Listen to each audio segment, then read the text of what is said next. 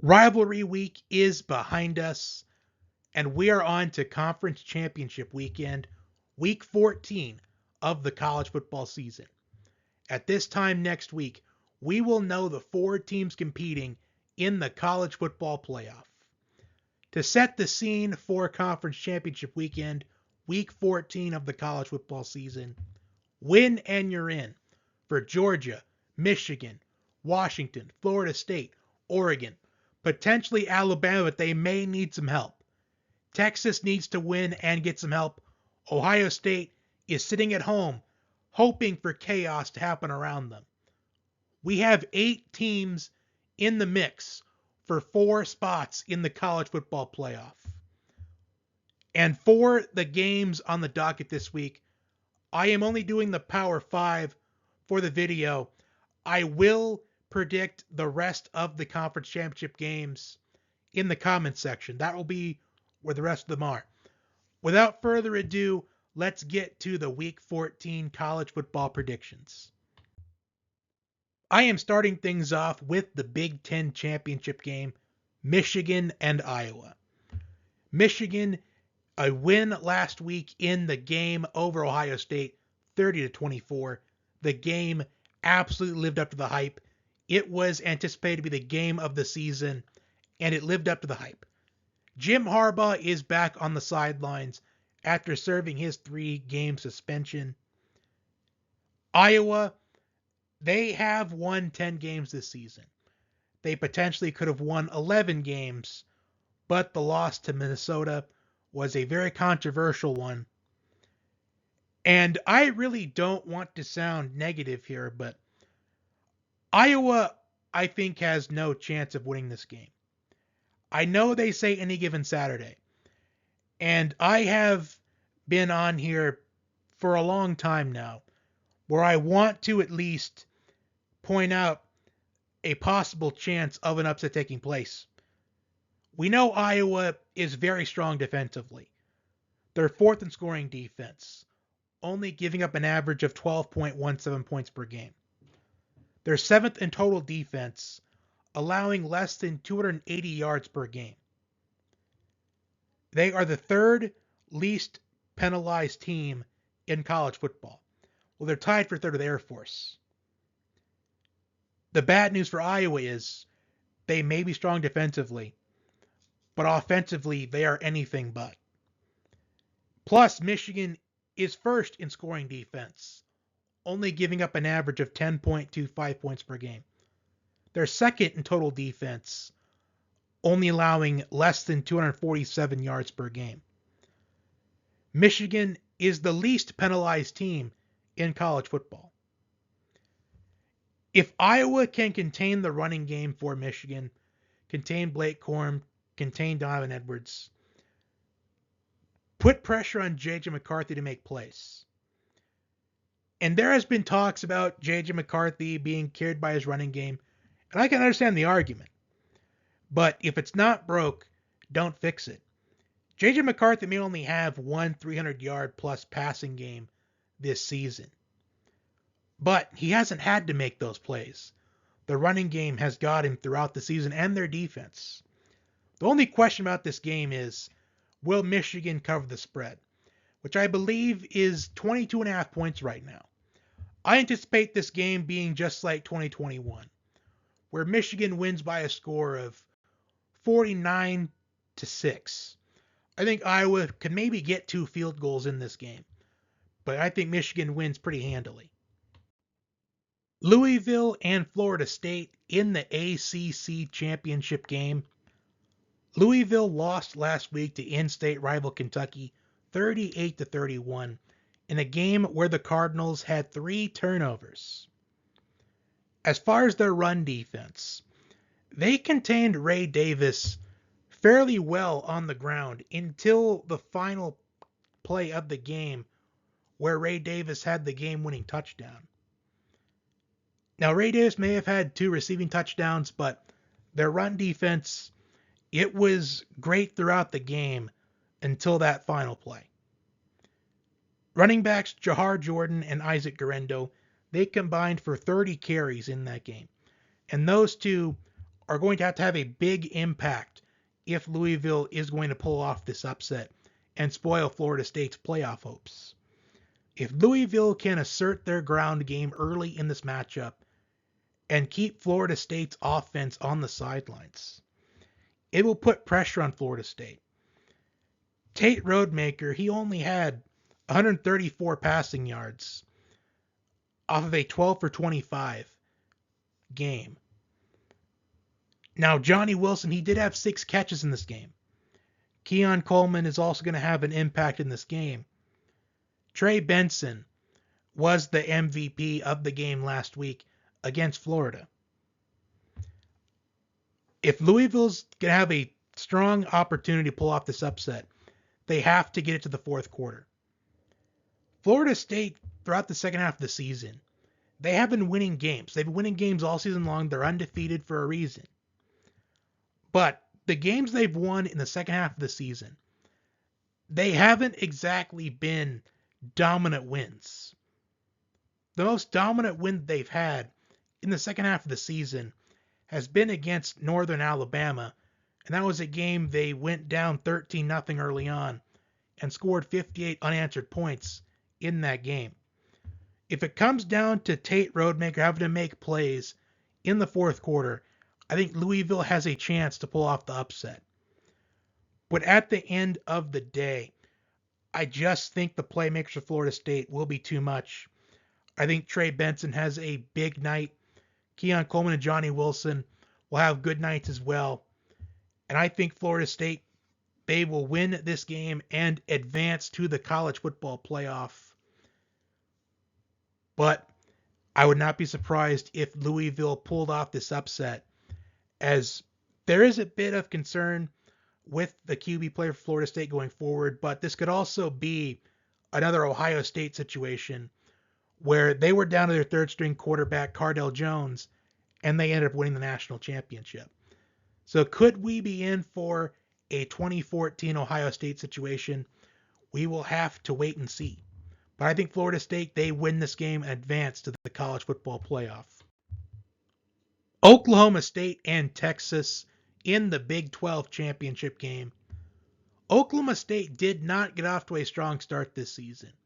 In fact, they lost to South Alabama early in the season. But they have been resilient. They have been winning ball games. They pulled off an upset against Oklahoma in the final Bedlam game for the time being. They have been led by Ollie Gordon II, leading the country in rushing yards. And a few things stick out to me with Oklahoma State this season. They are 6-0 when Ollie Gordon II has at least 25 carries. They are also 9-0 this season when he has a rushing touchdown. They are 0-3 when he doesn't. That is something to keep in mind for this game. Texas, they allowed 5 yards per carry to Taj Brooks last week against Texas Tech, despite the 57-7 win. The Longhorns are 21st in scoring offense, scoring an average of just under 35 points per game. They're 12th in scoring defense, only allowing an average of 17.25 points per game. They had, as a team last week, as Texas's running game has been just fine without Jonathan Brooks, as he sustained an ACL injury in the TCU game a few weeks ago. They had 302 rushing yards last week against Texas Tech as a team. Now, I just think there is too much talent on this Texas team for Oklahoma State to pull off this upset. It would be a monumental upset, as Oklahoma State, they were inches away from winning the Big 12 championship a couple of years ago. But I just think the talent of Texas will just be too much. Even if Ollie Gordon does have 35 carries in this game, I just think Texas will be too much. Oklahoma State's 112th in total defense. They're allowing 423 yards per game. I do think Oklahoma State does have what it takes to keep this game close. If they can get Ollie Gordon the second going early in this ball game, I think they have a chance to make this a competitive ball game. But in the end, I just think the talent for Texas will be too much, and they'll win the Big 12 championship. But they'll have to wait and see if their resume is good enough to be one of the 4 teams in the college football playoff. SEC championship game, Georgia and Alabama. For Georgia, Carson Beck is 10th in the FBS in passing yards with 3,495. They're 8th in scoring offense, averaging 39.6 points per game. They're 6th in scoring defense, only giving up an average of 15.75 points per game. And they are on a 29-game winning streak. The last team to take down Georgia was Alabama in the 2021 SEC championship game. Alabama, they escaped Jordan Hare last week, winning on a 4th and 31 play. Jalen Milroe finding Isaiah Bond in the back of the end zone to give Alabama the lead late, the game-winning play. And if Alabama goes on to win the national championship, that play is going to go down in college football history. And to an extent, it will anyway, because the Iron Bowl has produced some of college football's most iconic moments. If anybody can beat Georgia and take them down, it would be this Alabama team. As Nick Saban, he is the one coach that knows Kirby Smart the best. He knows Kirby Smart more than Kirby Smart knows Kirby Smart. Alabama is 14th in scoring defense, only allowing an average of 17.92 points per game. Chase McClellan, their starting running back, is day-to-day with a foot injury. And I do want to acknowledge Alabama is on a 10-game winning streak since the loss to Texas, in a game that I have mentioned several times, where Alabama, a lack of discipline is what cost them that game, as they had 2 touchdowns get wiped off the board due to offensive penalties. If Alabama was just more disciplined that day, Alabama, they win against Texas, and we're potentially looking at this matchup being number 1 versus number 2. For Georgia, Brock Bowers is questionable for this game. He did not play against Georgia Tech last week, but Kirby Smart said that he could have played in the game, but they felt it was best if he didn't play. But I would be surprised if Brock Bowers is not on the field this Saturday. Also, Ladd McConkey, Ra Thomas, and Tate Ratledge are all day-to-day. Alabama gave up 244 rushing yards last week against Auburn. And I bring that up because Georgia running backs Dijon Edwards and Kendall Milton are both averaging 5 yards per carry. Kendall Milton is averaging 6.5 yards per carry and has 10 touchdowns on the year. Dijon Edwards is averaging 5.3 yards per carry with 11 touchdowns on the season. As far as my prediction for this game goes, Alabama did beat Georgia in the 2021 SEC Championship game, the last team to take down Georgia. The last team that took down Georgia that was not Alabama was Florida back on November 7th, 2020. That goes to show how dominant Georgia has been. But if there's anybody that can take down Georgia, it's Nick Saban and Alabama. And going into it, it is kind of reminiscent of 2021, where Alabama, they played down to Auburn the week before, and they made a play or two to be the difference maker in that game, and they still have their playoff hopes. But I think Georgia wins this matchup. I do think it's going to be a competitive ball game from start to finish, but I think in a very close game, in the neighborhood of potentially 31-27, Georgia gets the win, and they get a spot in the college football playoff. Alabama would be out of the college football playoff with a loss here. But I do think this game can go either way. I think if Alabama just plays clean football, if they don't turn the ball over, then I think they will be able to win this game. Wrapping things up with the game of the week, Oregon and Washington in the Pac-12 championship game. This is truly the game of the week, as it is win and you're in for both teams. Winner of this game will be one of the 4 teams in the college football playoff. This is essentially an elimination game, a quarterfinal game, with a spot in the college football playoff up for grabs. Earlier in the season, we saw these two teams face off, and Washington won by a score of 36-33. In what was the game of the season, in my opinion, until Ohio State and Michigan last week in the game.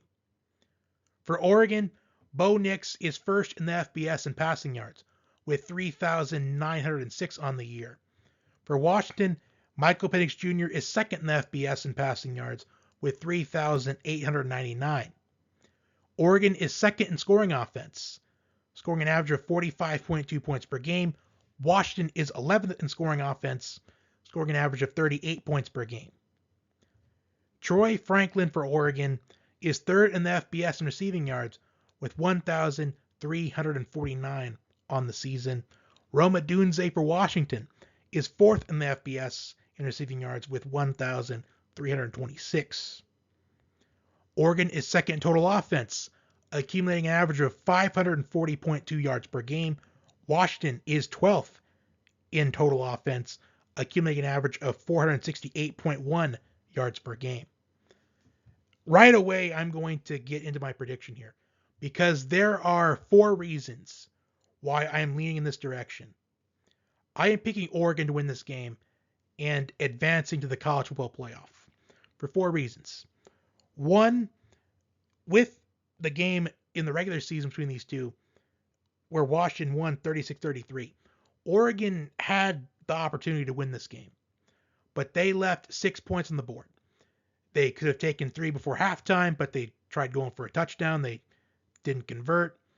Then early in the second half, they went for it on 4th down instead of going for a field goal opportunity. So they left 6 points on the board. They didn't convert either of those opportunities. 6 points ended up being the difference in that game for Oregon. And on 4th down, when they were ahead late in the game, they go for it on 4th down, where if they get it, they win. But if they don't, Michael Penix Jr. has good field position to win the game for Washington.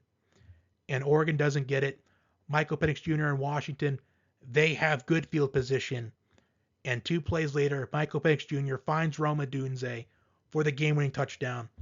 I will add that Oregon did have a field goal opportunity to tie the game, but the field goal was missed. Washington wins by 3. Dan Lanning held himself accountable in the post-game press conference, which I admired. And I mentioned that the week after this game, as this is an opportunity for redemption for Dan Lanning. Number 3, Oregon has the much stronger defense in this matchup. Oregon is 15th in total defense, while Washington is 93rd in total defense. And 4, Oregon has been playing much better football than Washington has since these two teams faced off against each other in the regular season. Washington's defense, despite being 93rd in total defense, their defense has stepped up in moments where they needed them to step up. Against Arizona State, for example, Washington couldn't get things going on offense against Arizona State, but a pick 6 from their defense is what changed the tide in that matchup for Washington. But this time around, they do say it's really hard to beat the same team twice in the same season. I think that applies here. I think Oregon gets redemption from the first game in a game where they could have and should have won, but they left 6 points on the board. They redeemed themselves, and they advanced to the college football playoff. And that will do it for my Week 14 Conference Championship Weekend predictions. Comment your predictions down below. Like, share, comment, and subscribe. Once again, I will be predicting the group of 5 Conference Championship games in the comment section. There will be 5 different comments in the comment section predicting each of those 5 games.